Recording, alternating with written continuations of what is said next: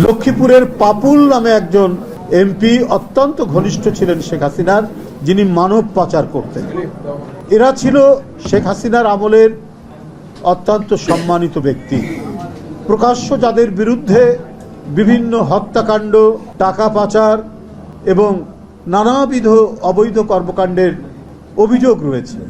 মানে ফ্যাসিবাদী দুঃশাসনের মোটা দড়ির মধ্যে গোটা জাতির কণ্ঠকে আটকে রাখার পরও যতটুকু খবর প্রকাশ পেত, তাতেও দেখা গেছে যে তার ব্যবসায়ীরা, চট্টগ্রামের ব্যবসায়ী এস আলম থেকে শুরু করে সালমান এফ রহমান থেকে শুরু করে যারা শেখ হাসিনার ঘনিষ্ঠ, তাদের টাকা পাচারের কাহিনী, সিন্দাবাদের গল্পকে হার বানিয়ে নতুন রূপকথার গল্প বাংলাদেশের মানুষ শুনেছে, যেটা রূপকথার মতো গল্প হলেও এটি বাস্তব এবং এটি অত্যন্ত সত্য ঘটনা। এদের বিত্তবিলাস সারা পৃথিবীতে ছড়িয়েছিল। কোনো মন্ত্রীর পুত্রের খুব দামি ফ্ল্যাট আমেরিকানরা যেখানে কিনতে সাহস পায় না, আমেরিকার ম্যানহাটনে, সেইখানে সাবেক মন্ত্রী নাসিম সাহেবের পুত্রের ফ্ল্যাটের খবর আমরা জেনেছি, আমরা পেয়েছি। আওয়ামী লীগের একজন এমপি এবং মন্ত্রী, তার 250 মিলিয়ন পাউন্ডের কয়েকটি বাড়ি লন্ডন, ইংল্যান্ডের বিভিন্ন জায়গায় ছড়িয়ে পড়েছে, যেটা আন্তর্জাতিক গণমাধ্যমে থেকে আমরা পেয়েছি। এটা অত্যন্ত সত্য ঘটনা, এটা আমরা বানিয়ে বলছি না, ডকুমেন্ট সহ এসছে। সামান্য একটি ঘটনার কথা বললাম। যিনি ইংল্যান্ডে রাজনীতি করেন শেখ পরিবারের, তিনিও শেখ হাসিনা এবং শেখ পরিবারের যে চেতনা, দেশের মানুষের কথা বলে দেশের মানুষের পকেট কেটে বাইরে পাচার করা, সেখান থেকে তিনিও মুক্ত নন। টিউলিপ সিদ্দিকী, তিনি ইংল্যান্ডের এমপি। সেখানে একজন রাজনীতিবিদ বা এমপির দুর্নীতি করা যে কত বড় মহাপাপ দেশে দুনিয়াতেই প্রশ্নই আসে না। সেইখানে তার ফ্ল্যাট একজন ব্যবসায়ী ঘনিষ্ঠ শেখ হাসিনার, সে গিয়ে দিয়ে এসছে, এবং নিজে যে ফ্ল্যাটটি থাকতেন সেটি তার বোনের, সেখানে তিনি উঠেছিলেন, তার ফ্ল্যাটটিও রয়েছে। আর কত গল্পের কথা বল, তার বিয়ায় তার মামাতো ভাই, তার খালাতো ভাই, তার চাচাতো ভাই, এরা ছিল বাংলাদেশের এক একটি জেলার এক একজন আমির, এক একজন সুলতান হয়ে উঠেছিল। ছাত্রলীগের একজন নেতার 2000 কোটি টাকা পাচারের ঘটনার কথা আপনারা জানেন, তাও আবার ডিস্ট্রিক্ট পর্যায়ের নেতা, কেন্দ্রীয় নেতা না, জেলা পর্যায়ের একজন নেতার 2000 কোটি টাকা শেখ হাসিনার আমলেই প্রকাশিত হয়েছে। ছাত্রলীগ থেকে তথাকথিত ডাকসু নির্বাচনে জিএস হয়েছেন এবং ছাত্রলীগের সভাপতি জাহাঙ্গীরনগর বিশ্ববিদ্যালয়ের ভিসির সাথে সেখানকার একটা ঠিকাদারি নিয়ে চাঁদা কত পাবেন, 53 কোটি না 50 কোটি টাকা, সেটি তৎকালীন ভিসি ফারজানার সাথে টেলিফোনে কথোপকথন করছেন। সেটা আবার ভাইস চ্যান্সেলর আওয়ামী লীগেরই লোক, শেখ হাসিনার অত্যন্ত প্রিয় ভাজন, তিনি আবার সেটা ফাঁস। এই রাজত্বের মধ্যেই চিন্তা করতে পারেন, শেখ হাসিনা গর্ব করে বলেন যে তার যে ঘনিষ্ঠ পিয়ন, সে হেলিকপ্টার ছাড়া বাড়িতে যায় না। এটা দুঃখ করে আফসোস করে না, এই কথাটা বলে তিনি ভিতরে ভিতরে গর্ব করছেন। 400 কোটি টাকা তার সেটা প্রধানমন্ত্রী নিজে বলছেন। শেখ হাসিনার ঘনিষ্ঠ এস আলম তার বাড়ির একজন কাজের লোকের নামে তার লুট করে নেওয়া একটি ব্যাংক থেকে, সেটাও বোধহয় 2-3 হাজার কোটি টাকার নিচে না, তাকে ঋণ দিয়ে দেওয়া হয়েছে তার নামে। শেখ হাসিনা দেশটাকে কি করেছিলেন? দেশটাকে করেছিলেন লুট করার, একেবারে ঝেঁটিয়ে জনগণের টাকা নিজের কাছে পুঞ্জীভূত করে রাখার তিনি কাজ করে গেছেন। টাকা অধিকাংশই পাচার হয়েছে, কিছু টাকা হয়তো এখনো রয়ে গেছে ঘাপটি মেরে। এটা এখন নানাভাবেই তারা খরচ করার চেষ্টা করছেন এবং সেটা দিয়ে নানা ধরনের নাশকতা আমরা বিভিন্ন জায়গায় আমরা দেখেছি। আমি কয়েকদিন আগেই বলেছি যে পহেলা বৈশাখে আনন্দ শোভাযাত্রা করতে গিয়ে যে প্রতীকগুলো ব্যবহার করা হয়েছিল আন্দোলনের, সেই প্রতীক করার কারণে এবং ফ্যাসিবাদের প্রতিকৃতির কারণে মানবেন্দ্র ঘোষ, একজন নামকরা ভাস্কর্য এবং মেধাবী একজন শিল্পী, তার বাড়ি, গ্রামের বাড়ি আগুনে ভস্মীভূত করে দাও। আমরা গেছিলাম কয়েকদিন আগে সেটা দেখতে। ডিজাইন, এলিগেন্স, বিউটি, সেরা পণ্য সবার জন্য জেভিকো। মানে পতিত ফ্যাসিবাদ তার অধঃপতনের পরেও সে তার যে পাচার করা টাকার যে জোর, যে ক্ষমতা, সেই ক্ষমতার বলে তিনি যেমন হুমকি দিচ্ছেন তেমনি নানাবিধ কাজ করে বেড়াচ্ছে। সুতরাং সেই শেখ হাসিনা এই যে ৬০ লক্ষ বিএনপির নেতাকর্মীর নামে যে মামলাটি দিয়েছেন, সেই মামলাটি দেওয়ারই তো কথা। কারণ তার লোককে বেসিক ব্যাংক দিতে হবে, তার লোককে সোনালী ব্যাংক দিতে হবে, তার লোককে অগ্রণী ব্যাংক দিতে হবে, তার লোককে ফার্মার্স ব্যাংক দিতে হবে। এই ব্যাংকগুলোর মধ্যে টাকা লুটে নেবে, এর জন্য মিছিল হতে পারে, প্রতিবাদ হতে পারে, এই জন্য নানা ধরনের কর্মসূচি হতে পারে। অতএব নানা কায়দায়, যদি গুম করে হচ্ছে না, অদৃশ্য করে হচ্ছে না, বিচার বহির্ভূত হত্যা করেও হচ্ছে না, অতএব কমপক্ষে মামলা দিয়ে মানসিকভাবে দুর্বল করে আমি আমার ফ্যাসিবাদের লেলিহান অগ্নিশিখা আমি জ্বালিয়ে রাখবো, সেখানে কেউ যেন কিছু বলতে না পারে, সাহস করতে না পারে, তার জন্যই ৬০ লক্ষ নেতাকর্মীর নামে এই মামলা দেওয়া হয়েছে। এটা জুলুমের এক ভয়ঙ্কর বহিঃপ্রকাশ ঘটিয়েছেন। Manifestation of torture by the fascist. এটি একটি ভয়ঙ্কর দৃষ্টান্ত। তো সুতরাং এই আমার এখন কথা হচ্ছে, শেখ হাসিনা ৫ তারিখে পতন হয়েছে, চলে গেছে। এখন মোটামুটিভাবে ৮ মাস হয়ে যাচ্ছে। অন্তর্বর্তীকালীন সরকারের রাজত্ব চলছে, যে সরকারের আমরা চাই সমালোচনা করি, আবার সমর্থনও করছি, যে সরকারের অধীনে সব কিছু ঠিকঠাক চলবে। একটা যে অবাধ এবং সুষ্ঠু নির্বাচন শেখ হাসিনা আত্মসাৎ করে এটা অদৃশ্য করে দেওয়ার চেষ্টা করেছেন, সেটিকে পুনঃপ্রবর্তন করবেন ডক্টর ইউনূস সাহেব। এটাই জনগণের প্রত্যাশা, এটাই জনগণ কাম্য করে। সেই জন্যই হচ্ছে আমাদের কথা বলা, যেটা অসীম এখানে বলেছে যে কেন এটা সুস্পষ্ট কর, কেন এই দ্বিধা দ্বন্দ্বের মধ্যে দোলাচ্ছেন মানুষের হৃদয়কে। পেন্ডুলামের মধ্যে ডিসেম্বর না জুন, এর মধ্যে দোল খাচ্ছে কেন, এটা সুস্পষ্ট করুন। এটা কথা বলতেই পারে।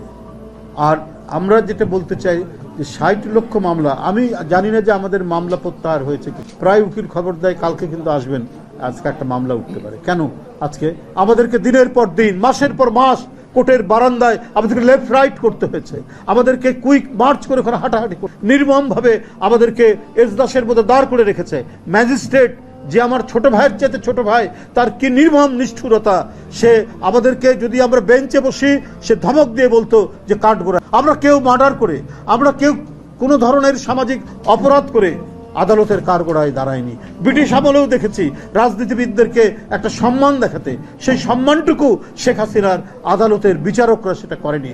আমাদের জোর করে, জবরদস্তি করে, পুলিশকে দিয়ে আমাদেরকে কাঠগোড়ার মতো দাঁড় করিয়ে যত ধরনের অপমান, যত ধরনের লাঞ্ছনা গঞ্জনা করার দরকার সেটা করেছে। শুধুমাত্র তার লুটপাট, তার অনৈতিকতা এবং দেশের গণতন্ত্রকে গ্রাস করে নিয়ে আজীবন মহারানী হয়ে থাকার তার যে আকাঙ্ক্ষা, সে আকাঙ্ক্ষা বাস্তবায়ন করার জন্য এই আদালতকে দিয়ে, তাহলে আজ ৮ মাস হলো নেই, এই মামলাগুলো কেন প্রত্যাহার হয়নি? অনেকেই বলতে পারেন প্রধান উপদেষ্টা, আমরা শুনেছি তার মামলা সব প্রত্যাহার হয়ে গেছে। উনিও শেখ হাসিনার ঈর্ষা, বিদ্বেষ এবং আক্রোশের শিকার। আমরা নিজেরা যেমন আন্দোলন সংগ্রামে থেকেছি, আমরা কথা বলেছি, আমরা নিপীড়ন নির্যাতন সহ্য করেছি। আজকের যিনি প্রধান উপদেষ্টা, তার উপরেও হচ্ছে, ২-১ উপদেষ্টার উপরেও নিপীড়ন নির্যাতন। কথা হলো যে তাদের যদি প্রত্যাহার হয়ে যায়, তাহলে এই লক্ষ লক্ষ মানুষ বিরল। মাহাদি আমিন ঠিকই বলেছে যে পৃথিবীর অনেক দেশ আছে, ডেনমার্ক, তার লোক সংখ্যা মাত্র 5 মিলিয়ন, মাত্র 50 লাখ, আর আমাদের নেতাকর্মীর নামে মামলা 60 লাখ। একটি দেশের জনসংখ্যার চাইতে বাংলাদেশে আসামির সংখ্যা বেশি। কেন এটি হবে? এই প্রশ্ন তো হতেই পারে, এই প্রশ্ন তো করতেই পারি। কখন দেশের এই বাংলাদেশ একটা স্থিতিশীল শাসনতান্ত্রিক পদ্ধতিতে চলে আসছে না অনেক দিন ধরে। কখনো ডিক্টেটর, আবার তার বিবর্তন হয়ে সে আবার ক্রমাগতভাবে ফ্যাসিস্ট হয়ে উঠে। তারা ফ্যাসিস্ট হয়ে উঠে এই কাজগুলি করেছে। দ্রুত এটা নিরসন করা দরকার ছিল। যারা এই ফ্যাসিজমকে প্রতিষ্ঠিত করতে সাহায্য করেছেন, তার মধ্যে অন্যতম হচ্ছে আদালত। জাস্টিস খায়রুল হক, জাস্টিস এনায়েতুর রহিম, জাস্টিস আসাদুজ্জামান, এরকম অসংখ্য না। এরা সবচেয়ে নির্দোষ যে নারী, জনগণের পক্ষে সংগ্রাম করেছেন, নিরবচ্ছিন্নভাবে শত নিপীড়ন নির্যাতন ভোগ করে জনগণকে ছেড়ে যাননি, মাটিকে ছেড়ে যাননি। এদেশের মৃত্তিকা, পানি, বৃক্ষ, এদেশের পাখি, এর মধ্যে যিনি নিবিড়ভাবে মিশে আছেন সে দেশনেত্রী বেগম খালেদা জিয়ার বিরুদ্ধে মিথ্যা মামলায় আসাদুজ্জামান তাকে সাজা দিয়েছিল। সেই সাজা আবার বর্ধিত করা হয়েছে উচ্চতর আদালত। তাহলে সেই বিচারকরা কেন শাস্তির আওতায় আসবে না? ফ্যাসিবাদের বিচারক, তাদেরও বিচার হতে হবে।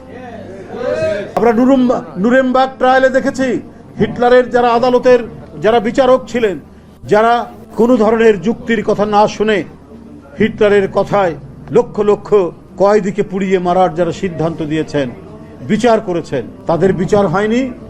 তাদের যদি বিচার হতে পারে তাহলে আজকে কেন হবে না? শেখ হাসিনার আমলে যারা ফ্যাসিবাদকে প্রলম্বিত করেছেন তাদের কেন বিচার হবে না? তাদের বিচার নিশ্চিত করতে হবে। তাদের বিচার নিশ্চিত করতে হলে ভবিষ্যতে কেউ কোনো আদালতকে দিয়ে তার অশুভ ইচ্ছা এবং অগণতান্ত্রিক নিপীড়ন নির্যাতন মানুষের উপর চালানোর সাহস পাবে না। এটাই হওয়া উচিত।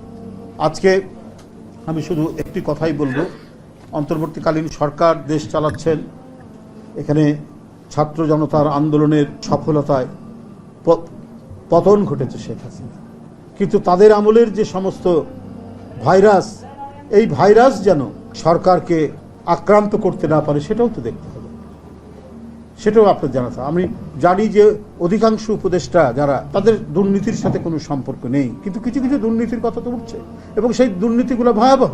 ছাত্রদের আন্দোলনের প্রতি আমাদের গভীর শ্রদ্ধা রয়েছে, কিন্তু ছাত্ররা ভালো করতেন যে আজকে রাষ্ট্র, সমাজ, রাজনীতি, ব্যুরোক্রেসি যে দুর্নীতিগুলো আছে তার বিরুদ্ধে ক্যাম্পাসে ক্যাম্পাসে সোচ্চার থাকা। কারণ অনেক অনাচার ঘটে গেছে এই রাষ্ট্রের মধ্যে, সেটাকে ঠিক করার জন্য তাদের কণ্ঠের শক্তিটাকে আরো তীব্র করা দরকার। এবং তারা যখন ক্ষমতার অংশীভাগ করছেন, ক্ষমতার অংশ নিচ্ছেন, তখন তো তাদের আরো সতর্ক থাকার। কেন তাদের এপিএস এর নামে শত কোটি টাকাও দুর্নীতির অভিযোগ আসবে? কেন তারা বদলি বাণিজ্যের বিষয়ে তাদের অভিযোগ উঠবে? এই অভিযোগ তো উঠছে। স্বাস্থ্যমন্ত্রীর পিএ আরেক, স্বাস্থ্য উপদেষ্টার পিএ আরেক উপদেষ্টার বোধহয় এপিএস। এটা তো ভয়ঙ্কর ব্যাপার। শেখ হাসিনা তো ওটা 3টা ডিগবাজি দিবে এসব কথা শুনলে, যে আমাদেরকে বলো দেখো কি অবস্থা। কেন ছাত্র নেতারা বিভিন্ন মিনিস্ট্রিতে গিয়ে তারা মনে হচ্ছে যে মিনিস্ট্রির যেমন পার্লামেন্টারি কমিটি থাকে তেমনি ছাত্রদের একটা কমিটি থাকছে। এটা তো ছাত্রদের ভাবমূর্তি নষ্ট হচ্ছে। কেন তারা এই কাজটি করবে? রেলওয়েকে দেখার জন্য সেখানে আবার বৈষম্য বিরোধীদের একটা কমিটি করে দেওয়া হয়েছে। রেলের একজন সাবেক ডিজি বলেছে যে সেখানে এই যে রোজার মাসে টিকিট কালোবাজারির সাথে এই সমস্ত বৈষম্য বিরোধী ছাত্র নেতারা জড়িত। শত শত কোটি টাকার আপনার টিকিট বাণিজ্য, টিকিট কালোবাজারে টিকিট বিক্রি করা হয়, তারা বাণিজ্যের সাথে যুক্ত। তো সেটা অন্তর্বর্তীকালীন সরকার দৃঢ় হাতে সেটা তো দমন করা দরকার। তো হয় না যে ছেলে পাশ করে চাকরির সন্ধান করে চাকরি করবে, সে যদি হঠাৎ করে অনেক টাকা দেখে ফেলে, তার মাথা তো ঠিক থাকার কথা না।